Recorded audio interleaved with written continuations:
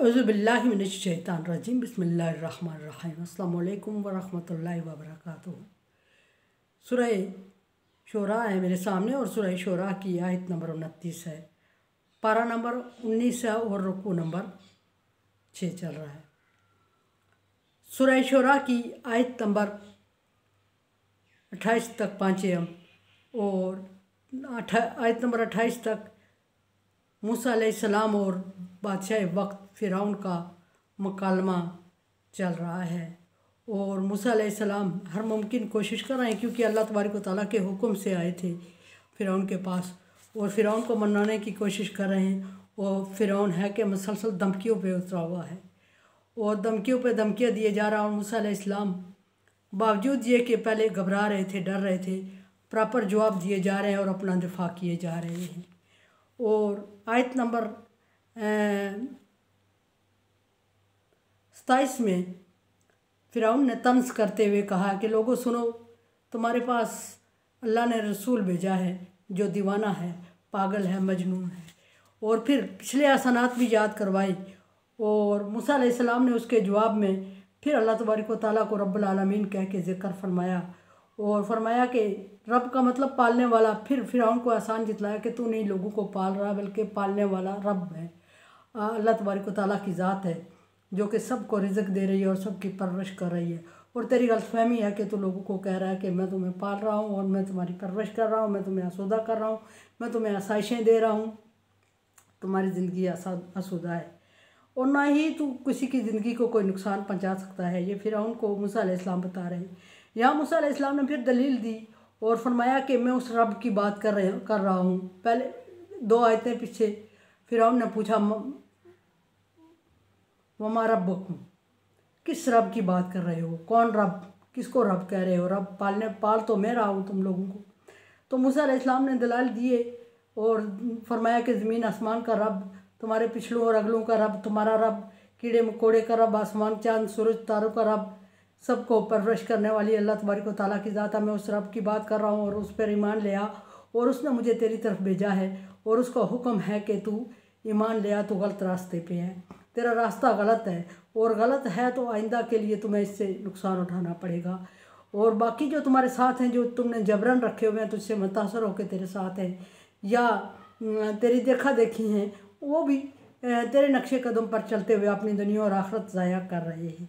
यहाँ तक पहुँचे और मूसा अलैहिस्सलाम ने आखिरी दलील ये दी, जहाँ तक हम पहुँचे हैं यहाँ तक आखिरी दलील ये दी कि मशरिक़ और मगरब का रब और मशरिक़ और मगरब में के दरमियान जो गैर ज़ीरो चीज़ पाई जाती है उसके रब की बात कर रहा हूँ, मैं पालने वाले की बात कर रहा हूँ। और तू किसी को नहीं परवरिश कर सकता, तूने किसी को परवरिश अभी तक नहीं किया, ये तेरी गलतफहमी है। अब फ़िरौन और ज़्यादा जज्बाती हो गया। काला फ़िरौन, तो फ़िरौन ने कहा लइन इत्तखज़्ता इलाहन गैरी, अगर तूने मूसा, अगर तूने मेरे अलावा किसी और को माबूद माना, मेरे अलावा किसी और को रब माना, मेरे अलावा किसी और की इबादत की, मेरे अलावा किसी और का एहसान माना, मेरे अलावा किसी को पालनहार समझा, मेरे अलावा किसी को देवता समझा, तो फिर तेरा हशर जो होगा वो दुनिया देखेगी। मूसा अलैहिस्सलाम को ज़्यादा से ज़्यादा ये था कि ये मुझे कत्ल कर देगा, लेकिन फ़िरौन ने कत्ल करने की धमकी भी नहीं दी। शायद अल्लाह को ये नहीं मंजूर था, इसलिए अल्लाह तबारक व तआला ने फ़िरौन से धमकी नहीं दिलवाई कि मूसा अलैहिस्सलाम पर खौफ ना तारी हो जाए। लेकिन यहाँ फ़िरौन ने कहा कि ए बंदे, ए मूसा, अगर तूने मेरी बात नहीं समझी, मेरी पब्लिक को, मेरे अवाम को भी ज़ाया किया और ख़ुद भी मेरे अलावा किसी और की पूजा पाठ की, किसी और की इबादत की, किसी और को रब माबूद माना और किसी और को खालिक माना या किसी और के आसान मंदी ली, किसी और का आसान मंद हुआ तो फिर लाअजअलन्नका मिनल मस्जूनीन, तो मैं तुम्हें ज़िंदगी भर के लिए क़ैद करके रख दूँगा। ये कत्ल से भी बड़ी सज़ा थी जिसकी धमकी फ़िरौन ने मूसा अलैहिस्सलाम को दी थी, क्योंकि कैद बहुत बड़ी सज़ा होती है और कत्ल मेरे ख़्याल में कैद से कम होती है, इसलिए कि कत्ल होने वाला बंदा एक ही दफ़ा दुनिया से उठ जाता है और उसका जिस्म ख़त्म हो जाता है और रूह निकल जाती है। लेकिन जो सज़ा कैद की होती है वो कैद भी फ़िरौन की कैद थी उसमें तरह तरह की सज़ाएँ भी थी, और वो सज़ा बहुत बड़ी होती है, क्योंकि उसमें इंसान की इज़्ज़त नफ्स मजरूह हो रही होती है। और एक तो इज़्ज़त नफ्स मजरूह हो रही होती है, और दूसरा ये कि लम्हे लम्हे की सज़ा हो रही होती है, और छोटी छोटी बार बार सज़ाएँ हो रही होती है, और छोटी बड़ी हर तरह की सज़ा से गुज़रना पड़ता है, और वो ज़्यादा मुश्किल होती है कत्ल से। इज़्ज़त नफ्स मजरूह हो जाती है, बंदा ज़हनी तौर पे माऊफ हो जाता है, पब्लिक के सामने गिना जाता है, मुश्किल में पड़ जाता है। यूसुफ़ अलैहिस्सलाम की क़ैद मशहूर है, और यूसुफ़ अलैहिस्सलाम को क़ैद में बहुत मुश्किल पेश आई। मूसा अलैहिस्सलाम चूँकि जानते थे कि यूसुफ़ अलैहिस्सलाम क़ैद में रहे अपने बादशाह की तरफ से और बग़ैर किसी कसूर के, तो समझते थे कि यूसुफ़ अलैहिस्सलाम को कितनी तकलीफ़ का सामना करना पड़ा। चूँकि पैगम्बर होने की हैसियत से मूसा अलैहिस्सलाम भी समझते थे, इसलिए वो इस सज़ा से डरते भी ज़्यादा थे। फ़िरौन ने भी मौका ताड़ के वही सज़ा तजवीज़ की जो कि यूसुफ़ अलैहिस्सलाम की थी, ताकि मूसा अलैहिस्सलाम को खौफ आए और मूसा अलैहिस्सलाम आइंदा के लिए ऐसी इस चीज़ से बाज रहें। तो चूँकि अल्लामा इकबाल फरमाते हैं कि स्लो स्लो मुझे जहन्नम का अज़ाब भी पसंद नहीं है, तो वही बात है कि जो कैद की सज़ा होती है वो स्लो स्लो आहिस्ता आहिस्ता ज़िंदगी को ख़त्म कर रही होती है, तकलीफ़ के साथ और मुश्किलात के साथ। और जो कत्ल की सज़ा होती है वो बैक वक्त मुसल्लत करके ख़त्म कर दी जाती है, और उससे ना इंसान इज़्ज़त नफ्स मजरूह होती है, ना बार बार गिना जाता है, ना समझा जाता है, और ना उससे लोग बात करते उसके बारे में बात कर रहे होते हैं, ना उसे ये बार बार समझ आ रही होती। इज़्ज़त नफ्स, सबसे बड़ी बात यह है कि इज़्ज़त नफ्स उसकी मजरूह नहीं हो रही होती।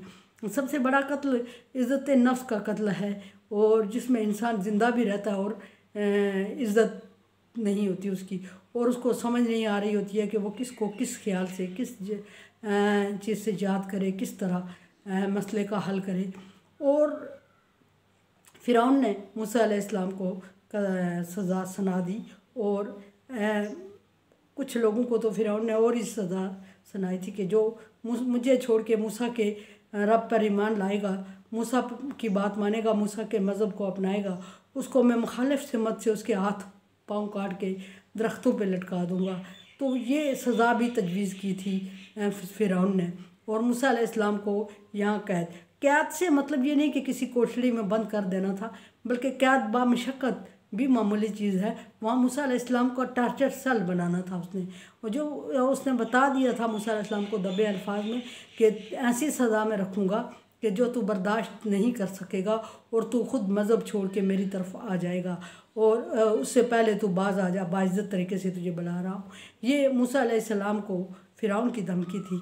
लेकिन मूसा अलैहिस्सलाम चूँकि अल्लाह तबारक व तआला की तरफ से मबूस किए गए थे, मुकर्रर किए गए थे, सो मूसा अलैहिस्सलाम ने टलना नहीं था, और दीन को फैलाने की कोशिश जहाँ तक अल्लाह तबारक व तआला का हुक्म होता वहाँ तक चलाना था।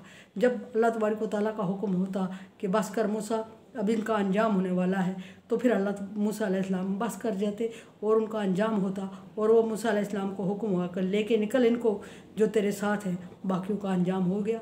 कुरान समझे, देखे समझे, और सब्सक्राइब करें और सदका जारिया में मेरा साथ दे। अल्लाह तबारक व तआला का हुक्म, ताअवुन अला बिर्रि व तक़वा, नेकी और भलाई के कामों में एक दूसरे से ताअवुन करें। सो ताअवुन करें, चैनल को सब्सक्राइब करें, शेयर करें, और सदका जारिया में मेरा साथ दें। अल्लाह हाफ़िज़।